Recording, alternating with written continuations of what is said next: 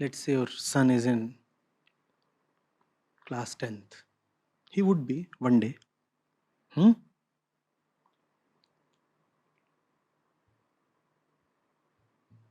And he comes to you with his board exams results. Hmm? And he has flunked in science. 15 out of 100. And you ask him, how come? How did you manage this? And he says, but I did study science. I invested so much time in studying science.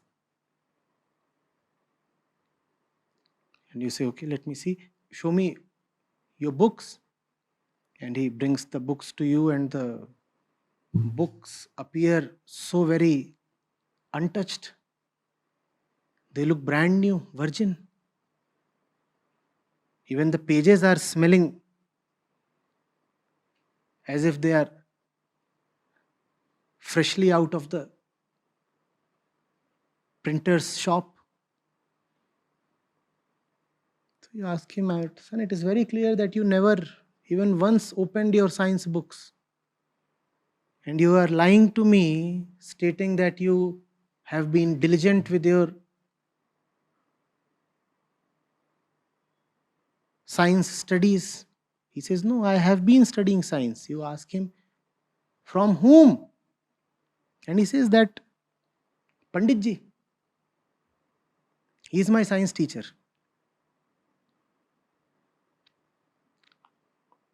That Mohalla temple is there and that Panditji is there.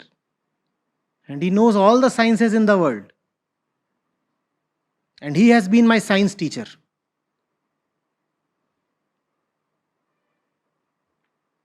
I used to go to him to understand Newton, Pascal, Bernoulli, Kepler. And he used to tell me, he used to perform all kinds of sacrifices and tell me, see, this is how you have to understand Archimedes.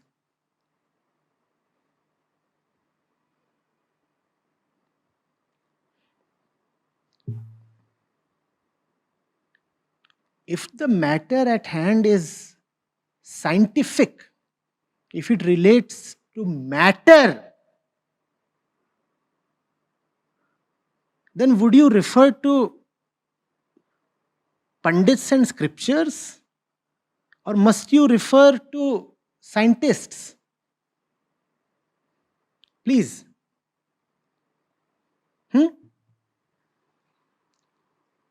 Please. 50 years back, 100 years back, when people used to fall ill, even then they would go to the local priest. And he used to perform all kinds of wonderful miracles. He would beat someone up with some stick and the fellow would get cured. Cured as in cured of this worldly existence.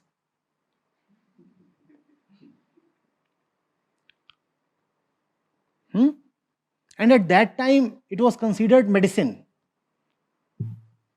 Today, if you do that, you will say the fellow is so foolish, illiterate.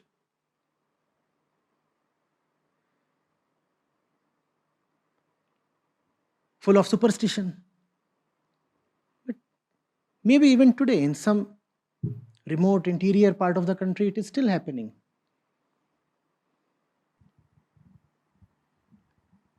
For almost 1,000 years,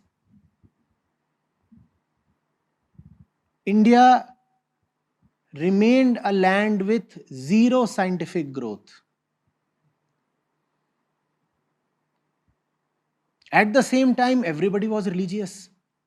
Don't you see what is happening?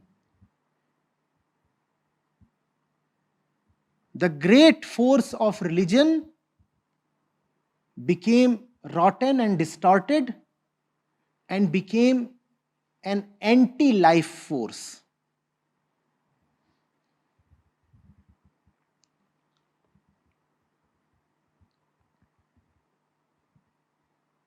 Will you have innovations and patents and Nobel Prizes and creativity if people are prepared to believe in anything? Yes. Will you have great artists, great originality, great music, great movies if people are just following the trend and copying each other? But that's what is happening. No? You just hear something and you believe it. Now, how will you be boldly original? And that shows up in all spheres of our life. Scientific progress is stagnant. Artistically, we stand in mediocrity. Sports,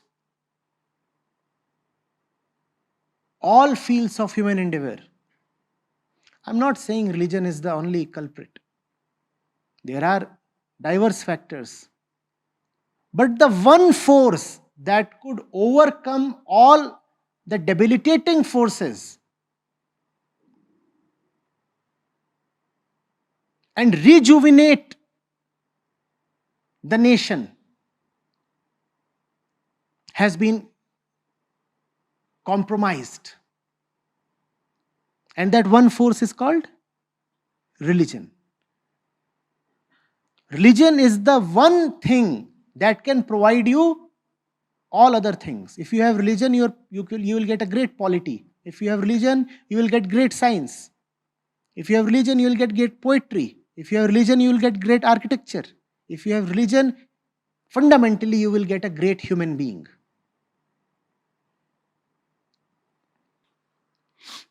So what are you going to tell your son? He'll be reappearing now for the boards. And Panditji is saying it is all fault of the education system. Great science I have taught you. But those fools do not know how to evaluate. They have given you only 15 out of 100.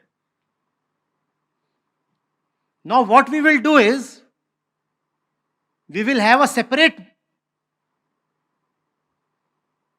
science of our own.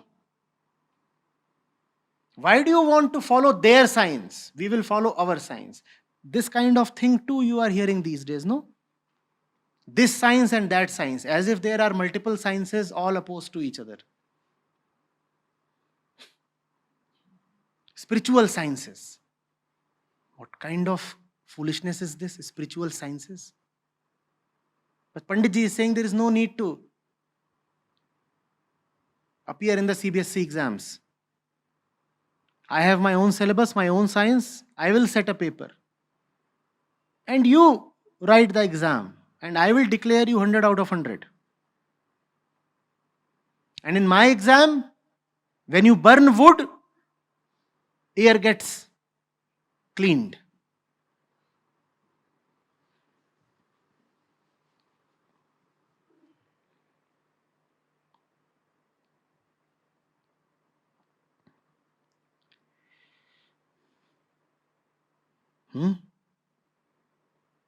Science is for the lovers of truth, who do not believe, who find out, who experiment, who say we want to check.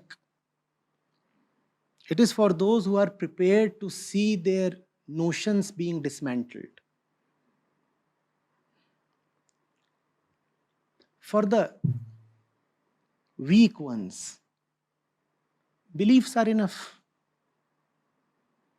In fact, they get hurt when their beliefs are challenged.